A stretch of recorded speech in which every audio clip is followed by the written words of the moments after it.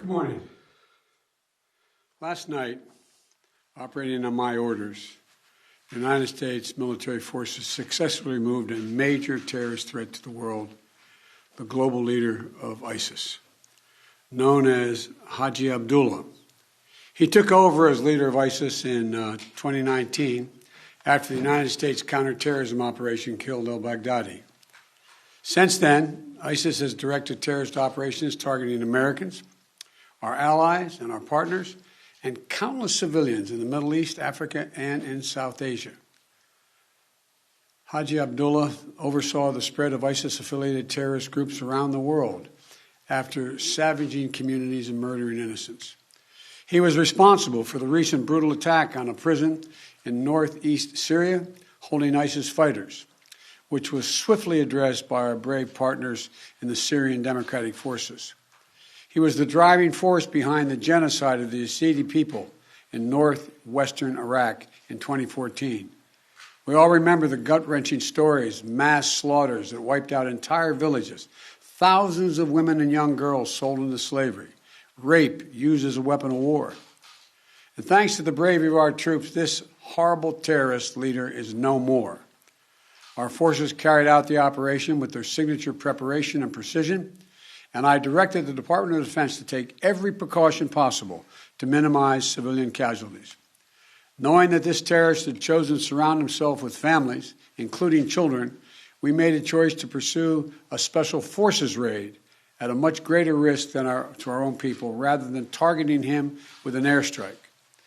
We made this choice to minimize civilian casualties.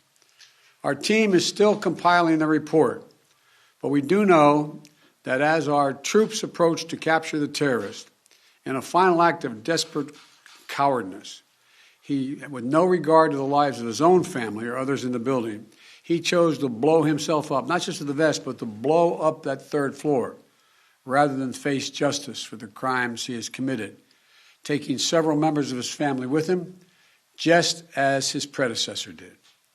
I'm grateful for the immense courage and skill and determination of our U.S. forces, who skillfully executed this incredibly challenging mission.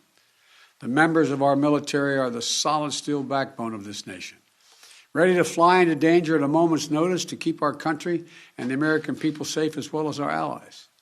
And I'm also grateful to the families of our service members. You served right alongside these soldiers and sailors, Marines, Special Forces, the loved ones, giving them the strength and support they need to do what they do. To our service members and their families, we're forever grateful for what you do for us, and we owe you a debt. Thank you. We're also aided by the essential partnership of the Syrian Democratic Forces. I want to commend our dedicated intelligence community, the Department of Defense, and members of our national security team throughout the government, whose meticulous and tireless work over the course of many months ensured that this mission succeeded.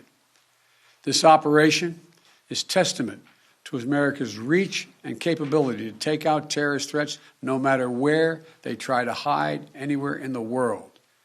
I'm determined to protect the American people from terrorist threats, and I'll take decisive action to protect this country. And we'll continue working with our close allies and partners, the Syrian Democratic Forces, the Iraqi security forces, including the Kurdish Peshmerga, and more than 80 members of the global coalition to keep pressure on ISIS to protect our homeland. We remain vigilant. We remain prepared. Last night's operation took a major terrorist leader off the battlefield, and it sent a strong message to terrorists around the world. We will come after you and find you. Once again, today, we continue our unceasing effort to keep the American people safe and to strengthen the security of our allies and partners around the world. I want to thank you all, and may God bless you, and may God protect our troops. I'm heading off to New York right now. I'm late, and thank you for your time.